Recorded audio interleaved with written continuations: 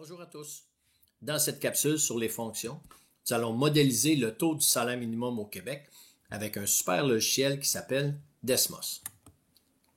Regardons la situation suivante. Le salaire minimum au Québec. Régi par la Commission des normes du travail qui en supervise l'application, le salaire minimum est fixé par le gouvernement du Québec. Le tableau ci-dessous fournit de l'information sur l'évolution du taux du salaire minimum de 1986 à 2024. Donc, dans le tableau, on commence en 1986 avec un tarif horaire de 4,35 $. On termine en 2024 avec un tarif horaire de 15,75 $. Maintenant, deux questions s'offrent à nous. Premièrement, si la tendance se maintient, quel sera le taux du salaire minimum au Québec en 2050? Et pourquoi pas en 2100? Deuxième question, si la tendance se maintient, en quelle année le taux du salaire minimum sera de 25 $ de l'heure? Donc, pour répondre à ces deux questions, ce qu'on doit faire, c'est un nuage de points qui va représenter les données de notre tableau. Par la suite, choisir le meilleur modèle mathématique qui traduit la situation. Après avoir trouvé la règle de ce modèle mathématique, on peut répondre aux deux questions. Donc, pour tracer le nuage de points, on va utiliser Desmos. Donc, j'ai placé ici un petit icône que vous pouvez utiliser dans le notebook qui sera sur mon site Google. Donc, vous appuyez sur le petit icône et vous avez directement la calculatrice Desmos qui va s'afficher. Donc, dans la première ligne, c'est là qu'on veut entrer les données. Donc, ce qu'on fait normalement pour entrer une table de valeurs, donc on s'en va sur le petit plus et on choisit tableau. Normalement, on va aller entrer toutes les données dans notre tableau. Par la suite, on pourra le représenter graphiquement. Mais si vous le faites de cette façon, vous n'aurez pas accès à la nouvelle fonctionnalité de Desmos qui va venir s'afficher juste ici. Alors, ce que j'ai fait, c'est que j'ai entré préalablement les données dans un fichier Word. Donc, ici, j'ai rentré les données du taux du salaire minimum de 1986 jusqu'à 2024 dans un fichier Word. Faites attention, Desmos est un logiciel américain. Il ne faut pas utiliser la virgule, mais bel et bien le point. Donc, 1986, 4,35. J'ai fait la même chose pour toutes les données de mon tableau. Maintenant, je suis prêt à venir faire la sélection. Donc, je m'en vais sur Année, qui est juste ici, avec le bouton gauche de ma souris. Je le garde enfoncé pour continuer ma sélection. Donc, je m'en vais jusqu'à la toute fin de mon tableau. Rendu ici jusqu'à 15,75, je vais lâcher le bouton gauche de ma souris pour terminer la sélection. Et maintenant, pour l'enregistrer, je vais faire CTRL-C. Avec les données enregistrées, je retourne dans ma calculatrice Desmos et dans la première ligne qui est là, je vais faire CTRL-V. Ce que Desmos a fait, a inséré mon tableau tout de suite dans la partie de gauche et a tracé immédiatement le nuage de points en paramétrant ma fenêtre de visualisation. Donc ici, a ajusté mon axe des X en fonction des données, des bonnes graduations. Même chose pour l'axe des Y. Cependant, le gros avantage de le faire de cette façon, c'est le petit icône qui s'est affiché juste ici. Ajouter la régression. Donc, au lieu d'utiliser la petite vague comme on faisait dans le passé, qui est toujours possible, en appuyant ici ajouter la régression, on a dans le bas de la colonne de gauche, régression linéaire et Desmos a tout de suite placé la meilleure droite qui traduit le nuage de points. A tout de suite calculé les paramètres. Donc, pour aller voir le modèle mathématique, on appuie sur les trois petits points. C'est une fonction affine, y égale mx plus b. Et avec l'icône qui est là, en appuyant dessus, Desmos va tout de suite écrire la règle dans la colonne de gauche. Pas besoin de entrer les données que Desmos a calculées. Il le fait automatiquement. On regarde ici des informations statistiques intéressantes. Le petit r qui est notre coefficient de corrélation, 0,9662 qui est quand même très fort. Donc, on peut penser que le modèle linéaire est un très bon modèle pour traduire la situation. On est tout près de 1. Alors, ce qu'on va faire maintenant, c'est qu'on va aller regarder le R majuscule au carré.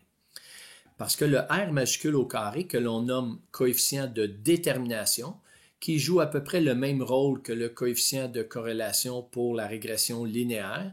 Cependant, le coefficient de détermination, on va le retrouver pour tous les modèles mathématiques. Alors, c'est pour ça qu'il va être intéressant à utiliser parce qu'on va pouvoir comparer les valeurs qu'on obtient ici. Donc, un R au carré de 0,9335 pour le modèle linéaire. Ici, on suspecte la fin du nuage de points qui peut-être pas très adéquate en fonction de notre modèle linéaire. Donc, on peut aller essayer un autre modèle. Donc, le modèle quadratique. En appuyant sur le modèle quadratique, je vais appuyer sur les trois petits points. Oh, bel et bien, ma fonction quadratique sous la forme générale, y égale à x2 plus bx plus c. J'appuie sur le petit icône qui est là pour entrer la règle directement dans ma colonne de gauche. Donc, en rouge, on a le modèle quadratique et en noir, le modèle linéaire. On se rend compte que la fonction quadratique ici semble un meilleur modèle pour traduire notre nuage de points, surtout la fin à partir des années 2020 environ. Donc ici, la fonction quadratique semble un meilleur modèle et on remarque statistiquement, le coefficient de détermination est plus élevé aussi, 0,9829. Donc, moi, juste avec le coefficient de détermination et l'allure de mon nuage de points, j'aurais tendance à laisser tomber le modèle linéaire. On va aller voir si on peut faire mieux. On va aller essayer un modèle exponentiel, donc régression exponentielle.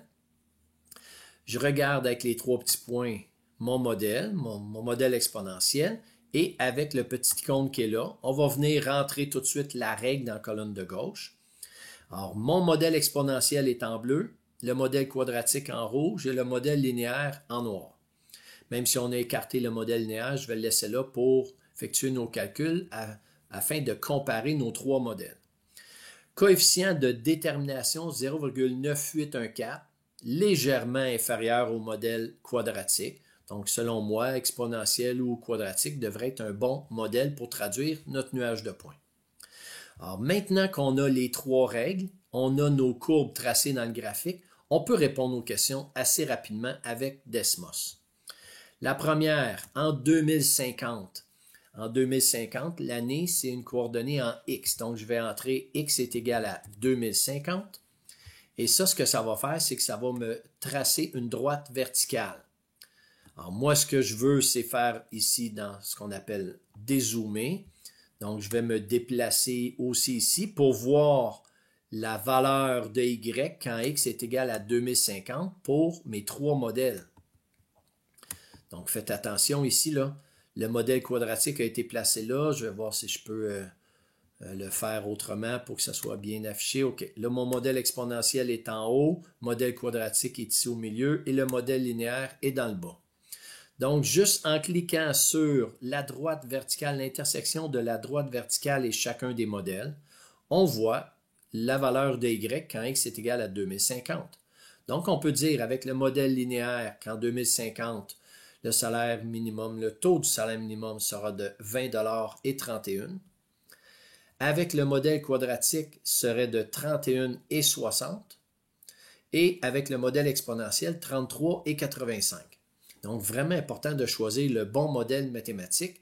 Alors, la fonction affine ici, on peut rejeter ce modèle-là. On hésite entre exponentiel et quadratique. On a à peu près un taux horaire qui est semblable. On va aller voir en 2100.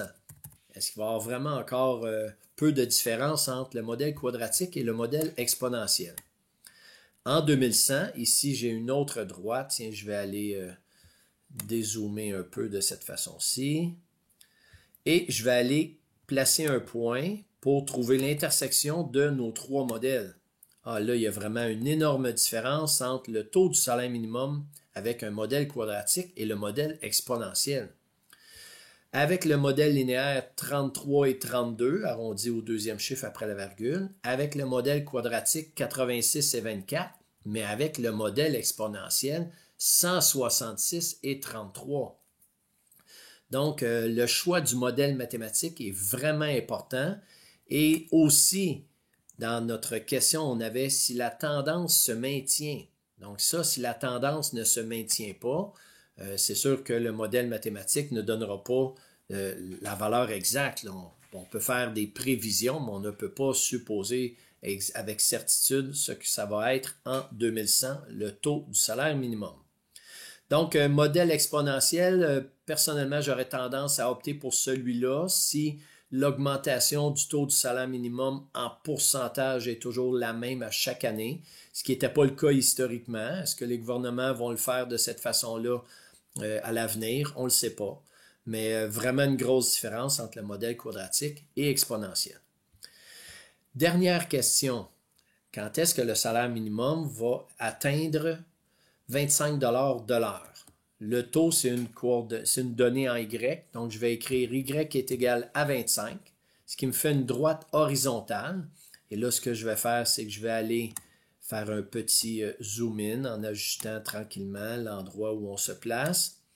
Et je m'aperçois ici que l'intersection entre la droite horizontale et les trois modèles, mais ça va répondre à la deuxième question. Avec le modèle linéaire, le taux du salaire minimum sera de 25 de l'heure dans l'année 2068. Ici, on a avec le modèle quadratique dans l'année 2041. Et pour le modèle exponentiel, c'est au courant de l'année 2040. Donc, pas énormément de différence entre le modèle quadratique et exponentiel. Ici, c'est des données qui sont quand même très près du nuage de points.